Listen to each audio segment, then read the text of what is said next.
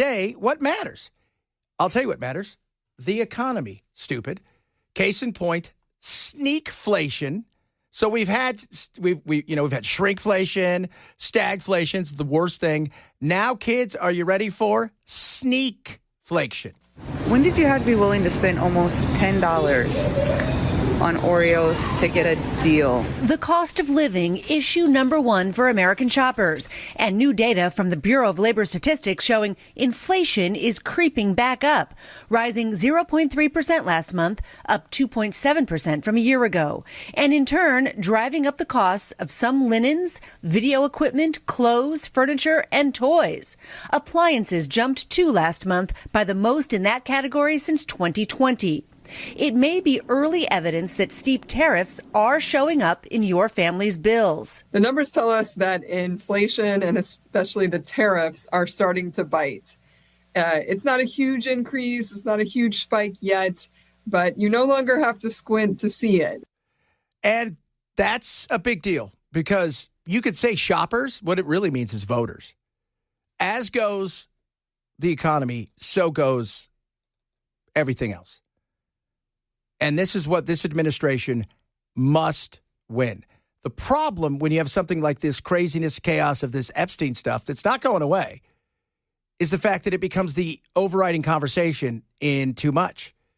People aren't paying attention to the winning that you want them to pay attention to if everybody in your circle, and even ones who aren't in your circle on a daily basis, other politicians, are having to answer questions about Epstein and the files and the people who helped you get elected, supported you. They're pissed, angry, feel a little bit betrayed, and they're not talking about the winning. They're talking about how pissed they are in this situation and what may be out there. But consumers are noticing the hidden prices and pressing pause on their spending. In a recent survey of online shoppers, more than 30% of respondents delayed purchases due to uncertainty over prices.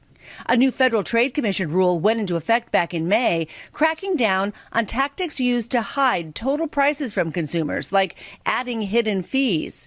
And with inflation rates likely to keep increasing over the next few months, experts anticipate businesses will find new, sneakier ways to pass the costs of tariffs onto consumers. Just go back to the basics of being a shopper, being a good bargain hunter. You really have to sit there and look again, who has the lowest price, and is this actually a bargain? And it's getting harder. Somebody sent us a picture yesterday of Folgers and how expensive Folgers was for just that big red can. I mean, it was and coffee's up 30%. When you feel it in your pocketbook is when you'll take more notice of stuff. It won't just be noise about tariffs or just that and the other, because like toys are probably going to go up a little bit. Well, it's not Christmas time yet. So there's still ways for things to come down. But if it was Christmas time and toys were up 10, 20, 30%, Santa wouldn't be thrilled. I think we recognize that. So these things here, these are the things that matter on a daily basis to you and I. That's why I would say you're not quite having to squint your eyes. That's why gas is so important. That's why the cost of fuel is so important, because you pass by it every day. And when you see it sitting there at a ridiculous price, you're like, oh, because you understand the next time you cruise through, you're going to have to do what? Well, you're going to have to get gas, and that's going to cost this amount of dollars. And, you get to that point where you're like, all right, I only got X amount of dollars. Whew, I got to be able to get to Friday, and but I got to put some gas in my car to get around. So you're making those kind of decisions.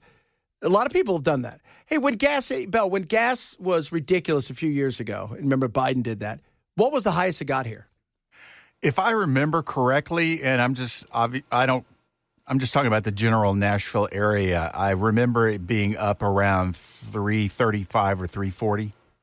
Okay, it's not bad. It's not horrible. We got up to, in Arizona, a couple times, touched about $5.50 to $6.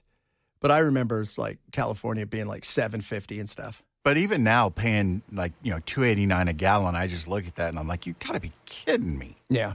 No, it's.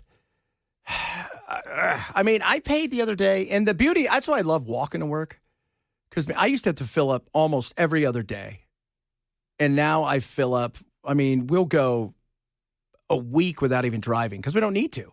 It's the beauty of living downtown. And but these things are the things that matter to the people. But you got to get the message across.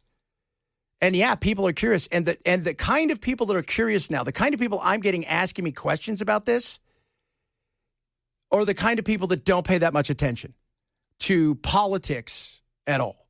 They are fair weather, will pay attention when it gets close to an election, but outside of that, they pay very little attention to the day-to-day world of politics. Yet this is something that has drawn them in. Sneakflation has arrived. Sneakflation. You'll remember its cousin, shrinkflation, where bags are smaller but the price stays the same. I have just been victimized by shrinkflation, and I'm pretty mad about it. But sneakflation is a tactic where companies find subtle ways to pass on their costs without changing the listed price. I got in the latest order of my toilet paper. The rolls are way smaller, the paper's way thinner, the quality has gone way downhill. Do you think they've changed the price on them though? Mm-mm. Like lowering the quality of the product, shortening return windows, and ending free shipping. Who does free shipping? How much you have to spend for that? That's the other thing. The shortening those return windows and less time for warranties. I mean, they're looking to do everything they possibly can. And I know they're not supposed to pass it off to the consumer, but they do because that's what happens. And we're still spending money. I mean, most people, the funny thing is most people are still spending, but then you get into the nuts and bolts of it. Look at our credit card debt. That's the next bomb that's going to happen. Our credit card debt is massive. As a nation, that is huge, and that's unsecured. It's not like the housing crisis. It's huge. Go look at every month, go look at, if you want to be a wonk about this stuff, look at the credit card debt, look at the car delinquencies, start breaking stuff down that way, and you'd be surprised. Oh, things aren't looking good. And look at the car loans. They're out of control. It used to be, 60 months, 48 or 60 months? Now people are doing like 100 months at $1,000. It's nuts. It's crazy. It's crazy you'd spend $1,000 on a car a month. If it's a truck and it's work, okay. I could see that. So this right here is the stuff. These kind of things are the things that get you over the line midterms and during the presidential race. But it doesn't mean other things don't get people paying attention. And sometimes something that seems ridiculous starts out small, ends up being much bigger than it should be. And you thought to yourself, well, there's no way that should have become that. And it does. It does. Immigration's a big deal. That was something I don't think the Democrats really realized what kind of problem that was going to cause because they didn't pay attention to it. People on the border for years, Arizona, California, Texas, they paid attention to it. And it wasn't until it became a problem for others in big blue cities with big cameras around them that everybody goes, oh, this is a bit much. But it started out small. Speaking of immigration. Before the first public boats of the day arrived for tours of Alcatraz, Attorney General Pam Bondi and Interior Secretary Doug Burgum took a tour around the island in front of a hand-chosen camera crew. President Trump has talked about reopening Alcatraz, and Congress is expected to introduce a bill to end environmental protections of the historic island and to take away National Park Service control of it. Some estimates put the cost of refurbishing the island and building a new prison at a minimum of $250 million. No. We don't need, there's no reason to reopen Alcatraz. There isn't. That's ridiculous. There's no reason to reopen Alcatraz. There's no reason to do, even the alligator Alcatraz. Do you know how much that's costing? Go look at how they tapped into that money and what it's costing for that. And then go look and see who got the contracts for some of those things, which is nuts. But we don't need to open up Alcatraz. Let's just let it be. And there's other places that we can put people. And Alcatraz is neat. If you've never been there, you should go check it out. You should absolutely check it out. Somebody just texted, Chad, you're confusing the hell out of me. First, we are doing good. Now we are screwed and doomed or hanging in there. No, it's not that How many of you listening right now? And text the line. What's the text line? Give it out there, my man. 615-737-9986. Text us. Are you worried about money? 7 in 10 Americans they're anxious about money. There's no doubt about it. They hear about tariffs. They're not quite sure what's going on. They don't know how long they're going to last. They don't know what's in place. And credit card debt, I mean, somebody said that started under Biden. Yes, it did. Also started under Trump because we had such low interest rates. Things started to go and people was rocking and rolling. Put it on the card, put it on the card, put it on the card. So we've got a lot of that. And that's something that's happened over years. And people, when things got a little funky and the free money went away from Biden, people still wanted to live their lives the same way. So they just put it on their card. And then things got tighter and rates went up. Things got more expensive and they went from paying a portion of it off to just making the minimum payments. And now you've got people that are having to, school bills are back.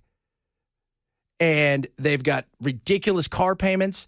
So some people are doing great. But to say that everybody is living life large, no, we've had a few years of some struggle here. And we're trying to get ourselves back on the feet when it comes to inflation and get those wages up. Let me know what you think. Are you worried about money? Are you not worried about money? Are you like, this is awesome? And here's the other thing. What exactly do you do? Are you retired? Are you worried about money? Are you wealthy? Are you worried about money? Are you living paycheck to paycheck? Are you working 2 jobs? Let us know.